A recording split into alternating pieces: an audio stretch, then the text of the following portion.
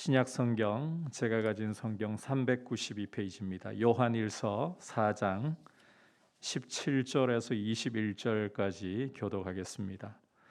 이로써 사랑이 우리에게 온전히 이루어진 것은 우리로 심판날에 담대함을 가지게 하려 함이니 주께서 그러하심과 같이 우리도 이 세상에서 그러하니라.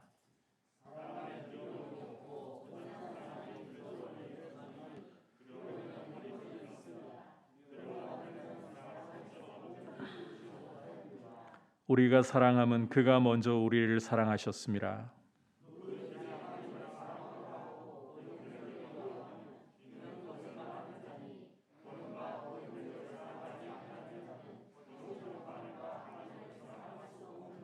다 같이 우리가 이 계명을 주께 받았나니 하나님을 사랑하는 자는 또한 그 형제를 사랑할지니라. 아멘.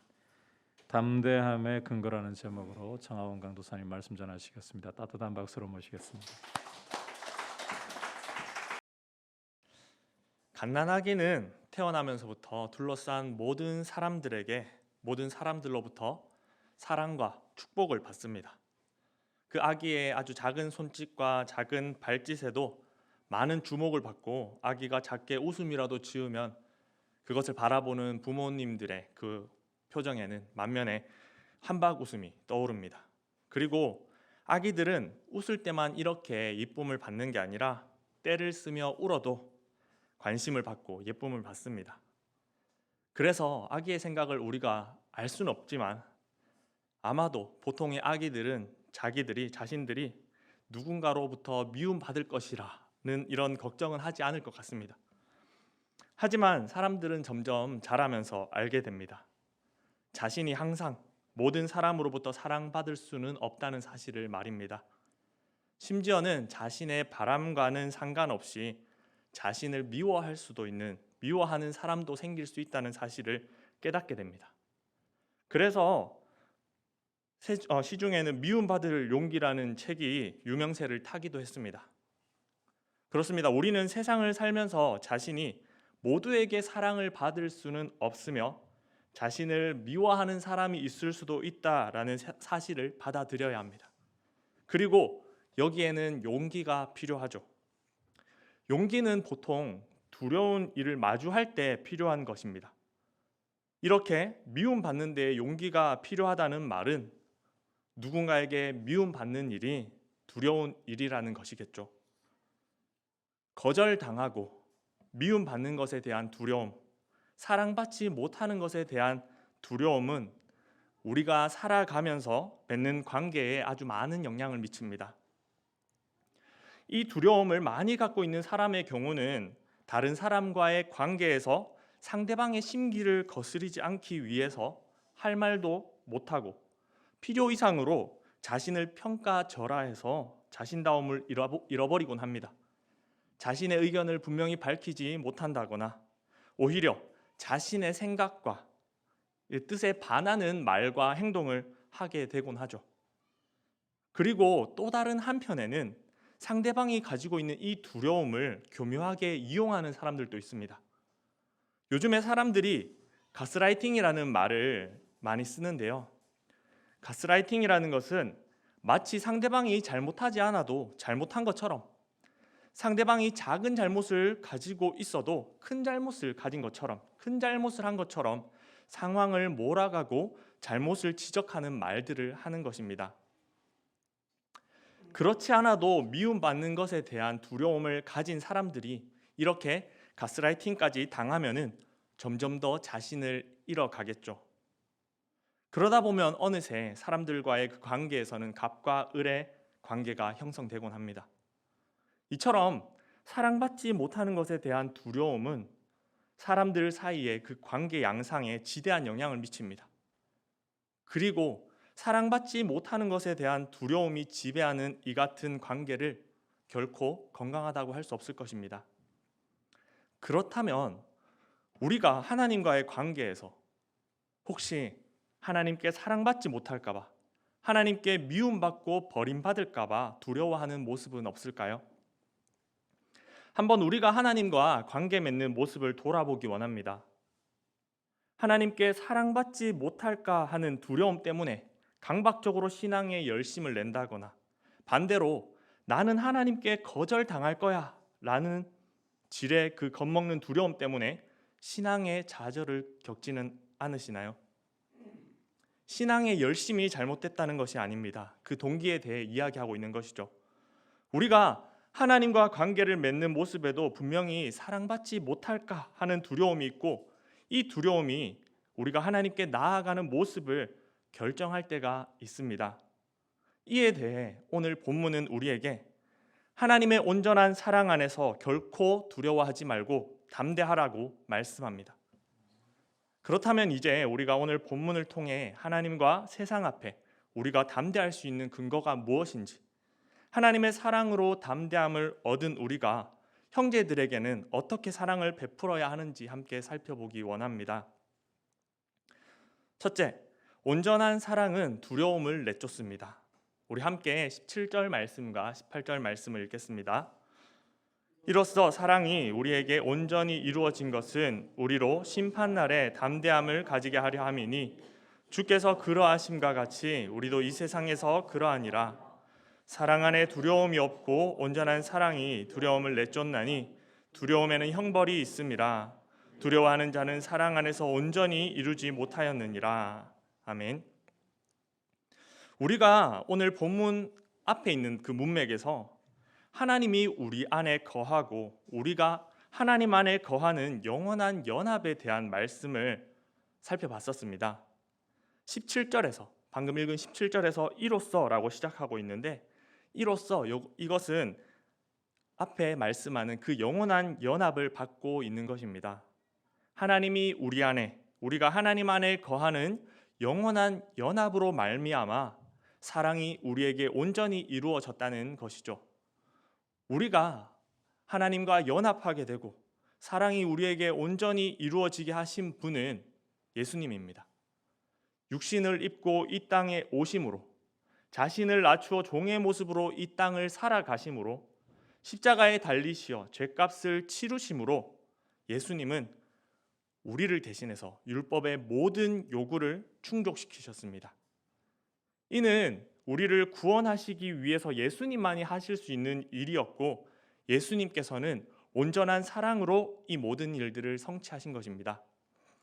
그런데 예수님께서 사랑을 우리에게 온전히 이루시는 과정에서 예수님 당신은 마치 모두로부터 버려짐을 당하는 고통을 당하셨습니다. 그를 따르던 제자들이 모두 예수님을 배신하고 떠났고, 예수님은 심판대 앞에 홀로 죄인처럼 서서 재판을 받으셨습니다. 그리고 종교 지도자들과 유대인들, 로마 군인들, 많은 사람들에게 손가락질을 받으면서 벌거벗겨진 채 결국 십자가에 달려 죽임을 당하셨습니다. 무엇보다도 십자가 위에서 예수님께서는 하나님께 부르짖기를 엘리 엘리 라마 사박다니, 나의 하나님 어찌하여 나를 버리시나이까 라고 하셨는데, 이는 예수님께서 하나님 아버지께로부터도 버려지는 고통을 당하셨다는 것입니다. 우리는 세상의 사람들로부터 미움받는 것을 두려워합니다. 또 때로는 내 안에 여전히 해결되지 않는 추악함으로 인해서 하나님께 받아들여지지 않을까 두려워합니다. 하지만 그럼에도 불구하고 담대하시기를 축복합니다. 이것은 모두 예수님께서 이미 우리를 대신해서 감당하신 고통입니다. 우리가 당했어야 할 거절이고 버려짐이지만 예수님께서 온전한 사랑으로 이미 내어 쫓으신 두려움의 실체입니다. 이는 우리에게 십자가 형벌이 더 이상 두려움의 대상이 아닌 것과도 같습니다. 사실 예수님께서 모든 물과 피를 흘리시던 십자가의 자리야말로 우리가 두려워 떨며 감당해야 할 우리의 자리였습니다. 하지만 십자가에서 이미 예수님이 우리 대신에 모든 형벌을 당하셨기 때문에 우리는 십자가를 두려움으로 바라보지 않습니다. 오히려 십자가는 예수님께서 온전한 사랑을 완성하신 사랑의 무대가 되었습니다. 예수님께서 우리가 십자가를 바라보며 가져야 할 두려움을 온전한 사랑으로 쫓아내신 것입니다. 그러므로 하나님과의 관계에서 하나님께 버림받을까 하는 두려움에서 자유하고 더욱 담대하시기를 축복합니다. 우리는 심판대 앞에서 우리의 어떠함이 아니라 그리스도의 의로 말미암아 하나님의 그러하심과 같이 의롭다, 거룩하다 여겨짐을 굳게 믿으시기를 바랍니다. 둘째, 이웃을 사랑함에도 두려움이 없어야 합니다.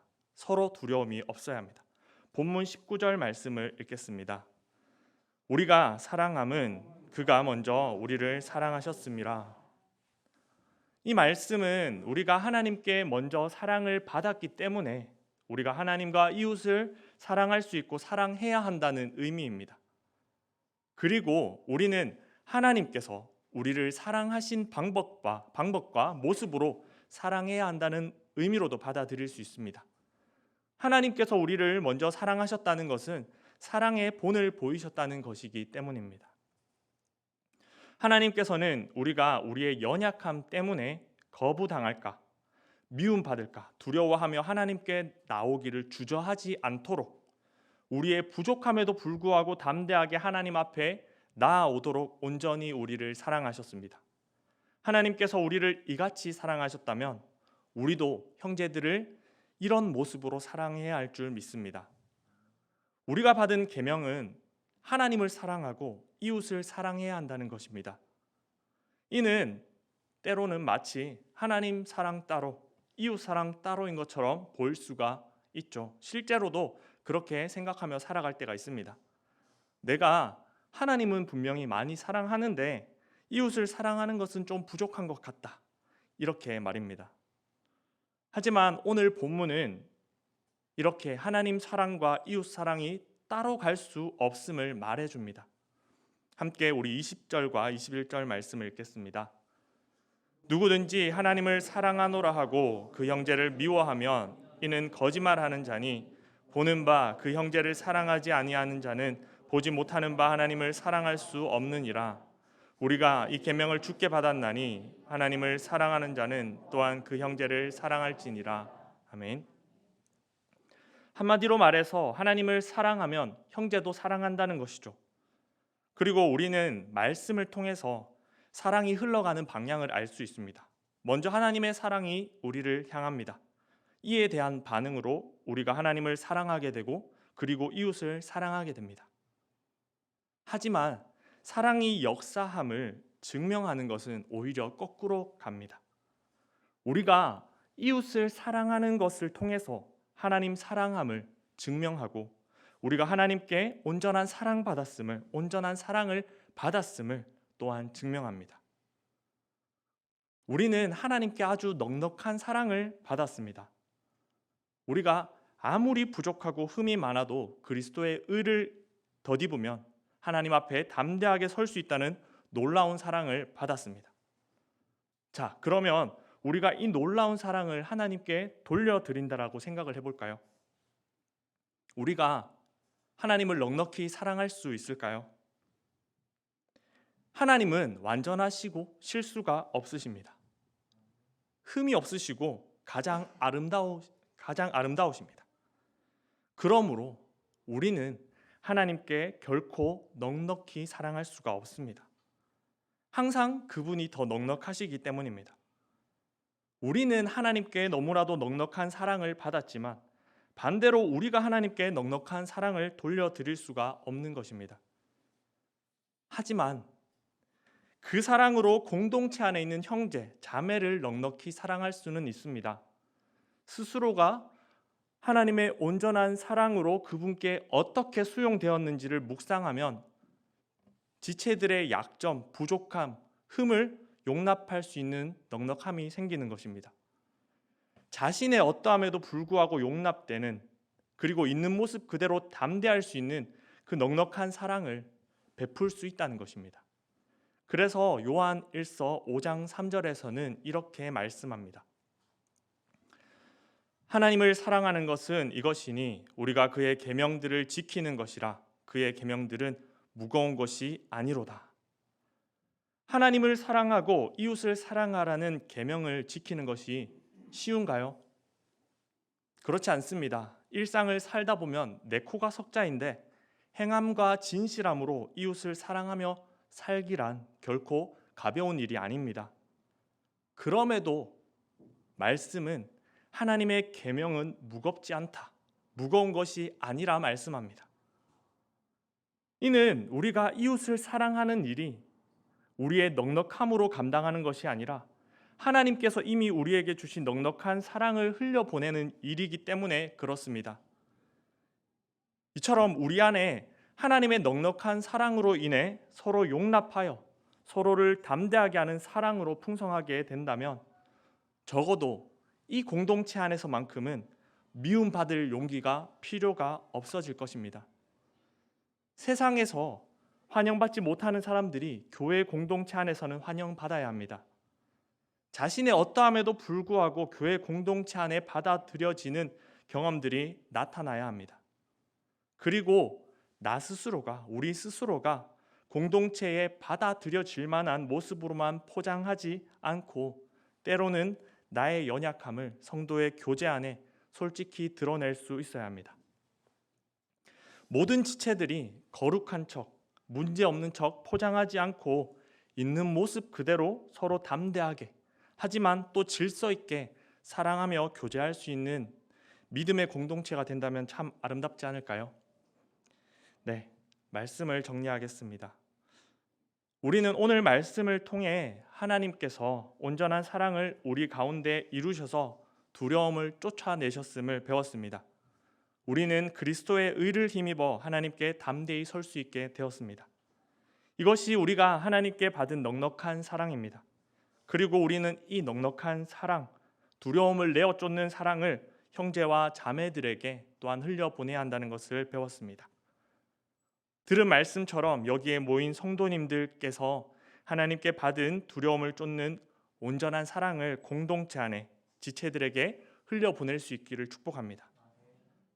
우리 민들레 교회가 서로를 담대하게 하는 넉넉한 사랑으로 충만한 공동체 되기를 소망합니다.